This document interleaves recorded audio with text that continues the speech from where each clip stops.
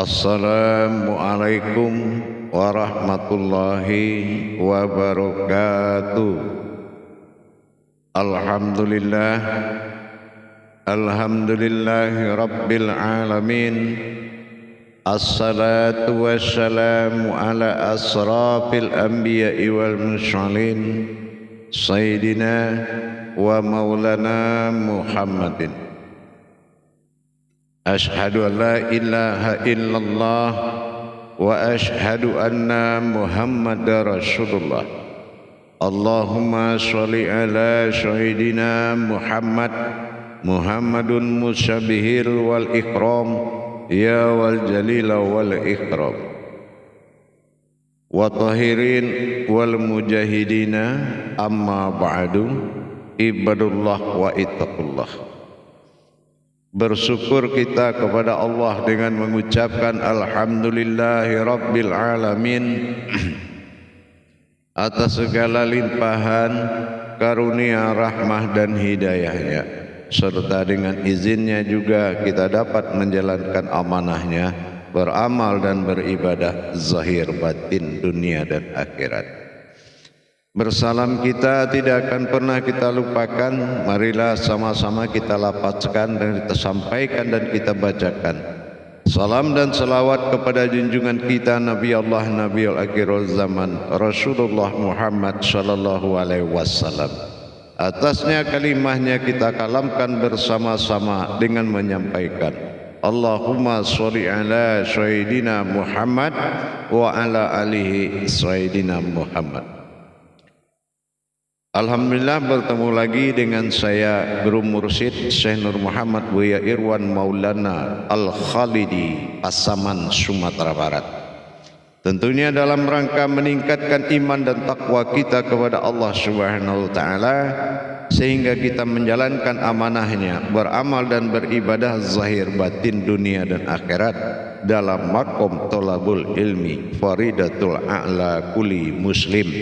Diwajibkan atas setiap orang yang mengaku agamanya Islam harus belajar, karena tanpa belajar kita akan memahami sesuatu yang bertentangan dengan tauhidnya ilahiyah dan tauhidnya siriyah kepada Allah. Alhamdulillah, pada waktu dan kesempatan yang akan selalu kita berbagi wawasan dan ilmu pengetahuan, sebelumnya saya menyampaikan kepada seluruh jajaran kaum muslimin dan muslimat, wal mu'minin wal mu'minat, para sahabat, kerabat dan para sanak dan saudara, para aulia, al ustad dan ustazah, para al mukarram, al habib, dan semua para cendekiawan muslim dan para alim ulama. Insya Allah dalam berbagi ini, kalau ada keinginan dan niat bergabung di dalam bertolabul ilmi, belajar dan mengajar dalam makom YouTube Buya Pasaman Timur dalam majelis zikir Ma'rifatullah, insya Allah silakan mendaftarkan diri di aplikasi YouTube Buya Pasaman Timur. Dibuka Play Store di HP Anda, silakan buka Buya Pasaman Timur, dicari dan di-download dan ikuti petunjuk untuk mendaftar dan resmi di bawah lindungan IT-nya. Insya Allah nanti akan terdata resmi dengan kartu identitas yang otomatis akan keluar. Silakan diikuti petunjuk, tekan Buya Pasaman Timur pada Play Store aplikasi Buya Pasaman Timur, insya Allah. Baik para hadirin dan hadirat, di dalam kita meningkatkan iman dan takwa kita kepada Allah Subhanahu wa taala, dengan ini kita tentulah memahami makna tersirat yang ada di dalam yang tersurat. Pada waktu dan kesempatan ini, menjalankan amanah yang disimpan di dalam syariat ini adalah suatu nilai yang sangat tinggi. Afdalul bil mu'minin, beruntunglah orang yang berilmu. Dalam hal ini, pada waktu dan kesempatan saya akan mengajak kita melihat kepada wujudnya, hakikat cara mendengarkan azan. Nah ini cara hakikat mendengarkan azan. Dengan apa azan ini kita dengar supaya bisa langsung yang diazankan itu yang menjalankan. Kalau amaliyah adalah tumpangan amaliyah berbuat baik pada sifat jasad, itu tumpangan. Kalau jasad sudah enggak ada, ibadahnya juga enggak ada. Tapi kalau beribadah kepada Allah, berarti kita betul-betul menghadirkan yang Dia panggil di dalam azan. Jamaah yang dirahmati Allah rahimakumullah, di dalam kita berhakikat pada kalam azan atau yang disampaikan oleh muazzin, ini kita sudah merujuk kepada peleburan daripada syahadat. Peleburan syahadat di dalam azan ini adalah melebur kemanusiaan dan melahirkan insan yang bertuhan. Insan yang bertuhan yang dipanggil di dalam azan ini, kenapa dia berjumlah 2 kali diulang-ulang dengan sesuatu yang ganjil? Apa yang ganjil? Yang pertamanya pendek, yang keduanya sedikit memanjang panggilannya. Nah ini kita harus mendengar dengan apa? Kalau dia dengar dengan telinga yang bersifat sama, itu sifatnya alam. Jangankan kita, semua makhluk juga mendengar. Tetapi sesuai dengan makom ibadah tadi, tentulah kita, siapa yang akan melaksanakan kodrat ibadah tersebut, haruslah itu yang menyimak, haruslah itu yang dihadapkan kepada panggilan tadi. Nah kalau kita tidak menghadapkan yang akan melaksanakannya, ini namanya tauhidnya sudah pincang, sudah enggak benar. Kenapa? Karena yang dipanggil itu untuk beribadah, bukan untuk beramaliyah. Jadi kita harus betul-betul tahu bagaimana kita mendengar, dengan apa kita dengar. Dengan apa, kodrat apa yang akan kita pandang di saat kita mendengar kalam muazzin tadi. Nah gitu ya. Dengan apa kita pandang kalam muazzin tadi? Tentulah kita harus mengerti ini yang dipanggil siapa, yang datang siapa. Nah sekarang kita akan bahas insyaallah. Kalau mengenai kalam, menyebut Allahu Akbar itu nama sebuah makom, nama sebuah himpunan kodrat. Karena ada 3 dalam himpunan kodrat Allahu Akbar. Itu himpunan induknya, ya. Itu adalah nama junjungan kekuasaan dan keesaannya Allah pada diri kita. Allah adalah zat salbiyah, hu nafsiyah, akbar adalah ma'nawiyah, ber-20 sifat. Sifat 20 Allah dibagi 3 menjadi kodrat umat. Ini jatuh pada 8. Ya, 8 adalah jam 20 jam 8. Artinya 20 sifat ini dalam kodrat yang 8. 8 batang tulang sampai di tubuh, 8 surat panjang dalam Al-Quran.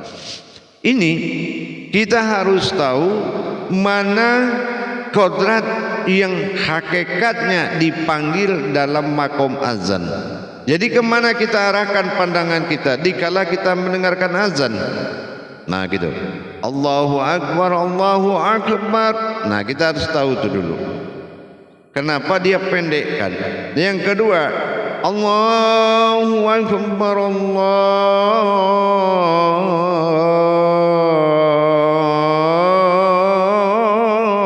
Akbar. Kenapa dia panjangkan? Nah ini, di sini kita akan memperlihatkan 2 kodrat yang dipanggil 2 kali. Jadi 2 pada sifat dohirnya dan 2 pada sifat batinnya. Nah ini, jadi kalau umpamanya yang pertama kita dengar Allahu Akbar, Allahu Akbar. Nah berarti kita menjawab dengan siap bertajalli kepada Allah. Alhamdulillahirabbil alamin. Nah, ini contohnya ya. Jadi ini diarahkan pertama kepada sifat hayat bagi Allah, nur bagi diri, tubuhnya adalah zat. Jadi bagaimana kita menerima kalam pertama itu ditujukan kepada nurnya. Nah ya, ditujukan kepada nuraninya Allah. Nurani ini adalah umul atau dikatakan uluhiyah daripada semua yang hidup. Nah ini nurani yang ada di dalam tubuh. Nah ini niatkan arah ke situ. Nah yang kedua nanti diarahkan kepada ruhaninya yang berasal dari zatnya Allah. Nah, dipanggil panjang Allahu Akbar, Allahu Akbar dalam, berarti kita harus memperlihatkan, memandang ruhani kita, yaitu zat yang diberikan ruh oleh Allah. Nah inilah zat ya, itu dinamakan rohani. Kalau zat itu tidak ditiupkan ruh dulu, tidak akan rohani namanya. Itu penyempurnaan. Jadi nurani rohani adalah panggilan ganda yang akan terus dijalankan. Nah setelah itu pada ini dinamakan tauhidin. Tauhidin ini adalah tajalli kodrat. Nah, tajalli kodrat. Setelah terakhir azan ditutup oleh satu kali. La ilaha illallah.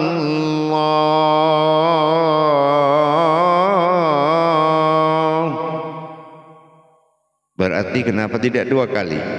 Karena yang dua kodrat ini dihimpun berupa zat dan nur, hayat dalam wujud nyata. Ilaha illallah, ilaha nyatalah, hu illallah wujudnya Allah. Nah yang berdiri ini adalah sebuah wujud yang di dalamnya ada dua wujud yang akan dipertemukan menjadi satu, yang bernama wujudullah.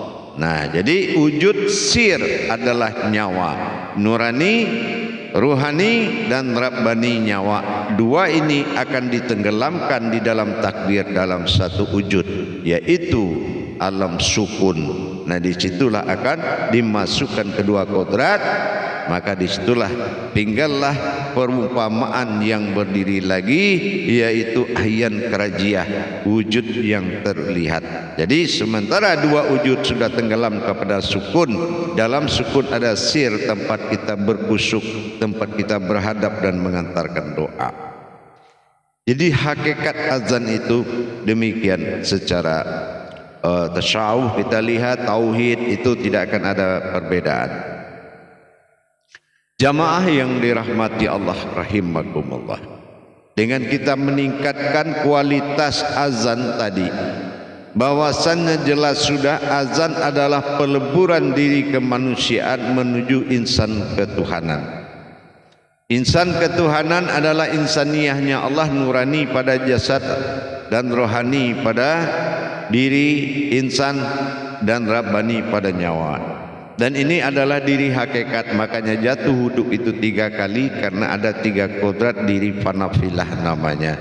Diri inilah yang akan benar-benar kita hadapkan kepada wujud Allah, yaitu batin bilah yang ada dalam sukun qalbi terdalam, dari nurani dan rohani yang ditenggelamkan ke dalam.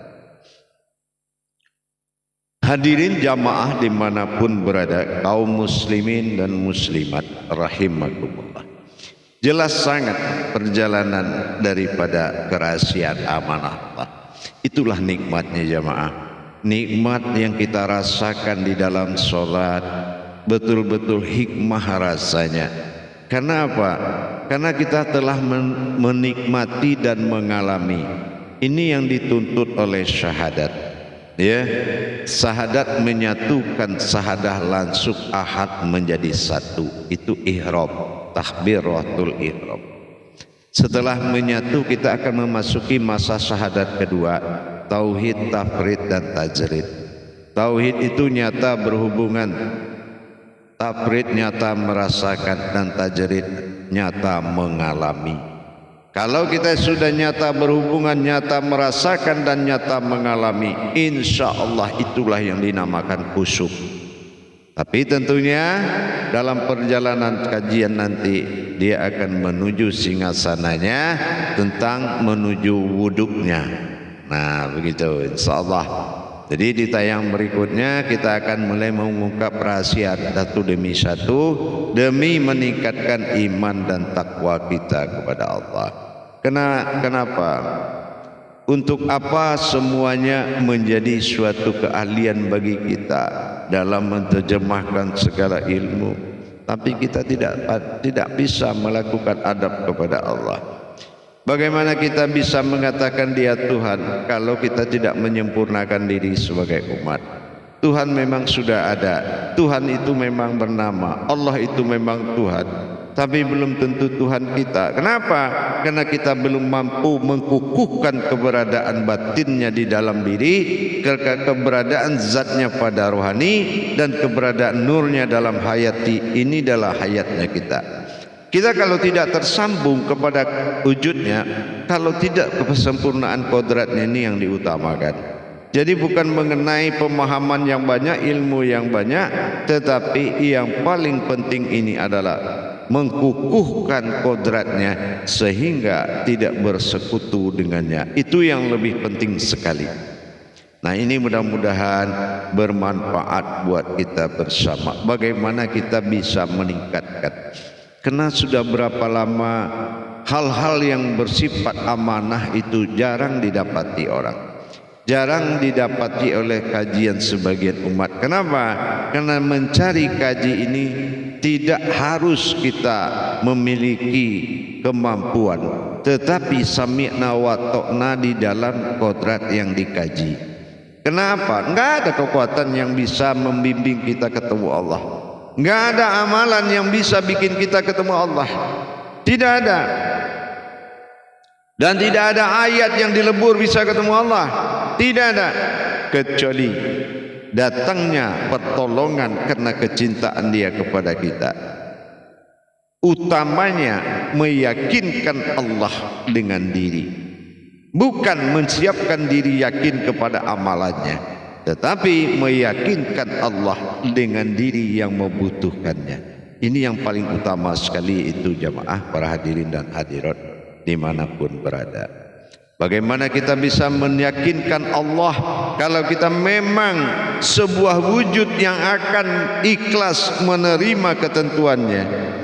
Apabila dikatakan baginya adalah engkau adalah wujudku, engkau mawujudku, engkau adalah wujud bagiku, itu tidak bisa kita mengelak. Kalaupun kita bisa mengelak, buktikan dengan kepemilikan kita dari zahir sampai batin. Karena Allah sampaikan, kalau kamu tidak mampu mencari tentang Tuhan, cari aja tentang umat. Kalau ada kamu bertemu tentang umat, berarti sama akan bertemu tentang aku. Umat itu aku juga, ini wujud kepada aku sendiri. Nah dengan demikian lebih baik kita berbalik arah ke dalam diri. Wa fi anfusikum afala tubsirun. Semua itu ada dalam diri kita sendiri. Jadi mari kita belajar di zuriat ini supaya bisa kita menikmati sekali bagaimana hakikat bertuhan dengan kita memahami satu demi satu belajar. Sekarang kita sudah mulai paham bagaimana menempatkan pandangan di kala azan itu berkumandang. Jadi jangan lagi kita tidak meningkatkan, karena bagaimana tauhid ini perjalanan, semakin kedudukanmu tinggi, semakin prasangka Allah juga tinggi. Prasangka Allah ini adalah kedudukan. Kalau kedudukan ilmu pengetahuanmu kepada Allah itu jamaah atau para hadirin belum memenuhi syarat, tentu seperti itu jugalah Allah. Dia tidak akan melengkapi persyaratanmu, karena apapun yang kamu minta tergantung ketakwaanmu. Sudahkah Dia menjadi Tuhan yang layak meminta, layak memberikan permintaan? Iyyaka na'budu wa iyyaka nasta'in. Itu sudah harga mati. Ya, sembahlah aku dan memintalah kepadaku. Tapi kamu tidak bisa menyembah, maka kamu tidak akan pernah bisa meminta. Insyaallah.